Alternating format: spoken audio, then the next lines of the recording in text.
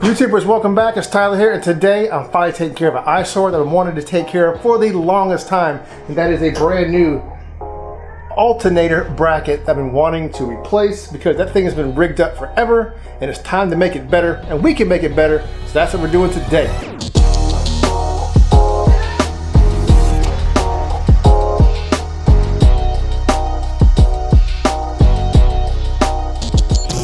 So let's first take a look at my old rig setup.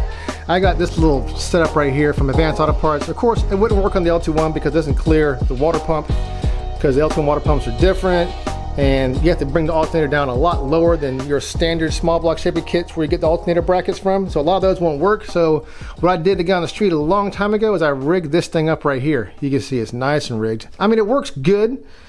It just looks horrible. And I said the day that I get a new alternator, that I'm going to have to get a new alternator because this one's dying. I got the new one right there. I was going to make, or attempt to make, a nicer looking, more clean alternator bracket. So let's get started, folks. So here is our raw materials. This is what I'm going to use. I should have enough here to cut that up, weld something up. So this is what we're going to use today to make it. This stuff's sitting around. Well, that sucks. Had a whole bunch of it in me cutting the piece up, drilling holes in it, and welding a little pipe on there for the bracket that the alternator would slide onto.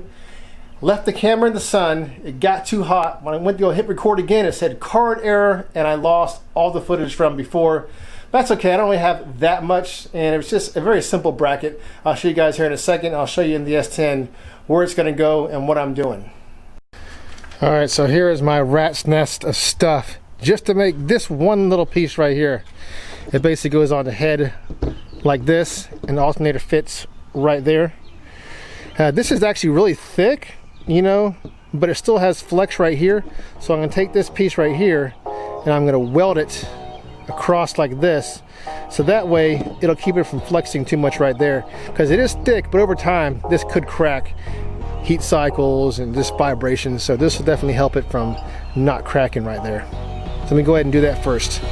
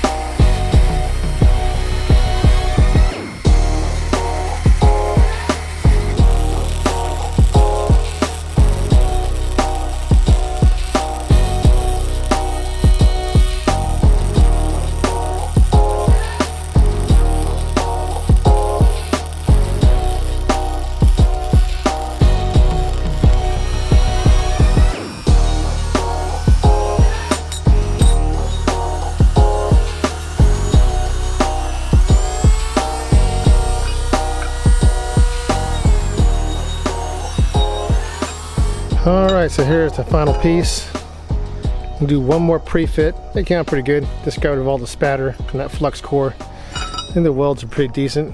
They're not like super pretty, but it'll work. Once I get some paint on there, you're not really going to see any of that. So let's go ahead and fit this one more time before we paint it.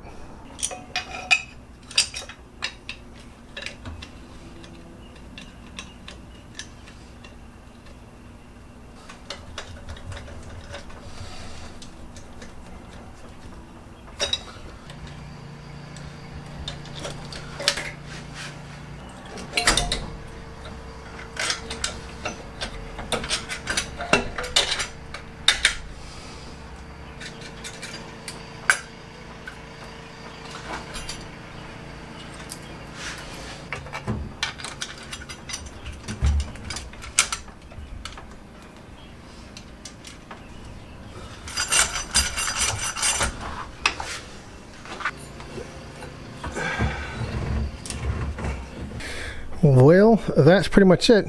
You can see this will come out. You can slide that right there. Then once you get it tight, you just tighten up this bolt right here. It's still under loose, but I just want to get one more look at it before I committed to it. And it looks like it's lined up. Once it gets tight, it's lined up perfectly with the crank pulley and the alternator pulley. So this is going to have no issues. So let's go ahead and take her to paint and finish her up.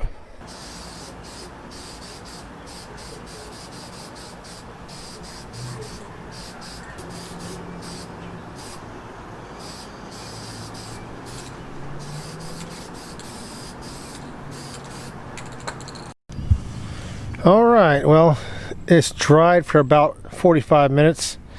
I'm gonna give it a couple more hours before I bolt it up. But yeah, I'll take that.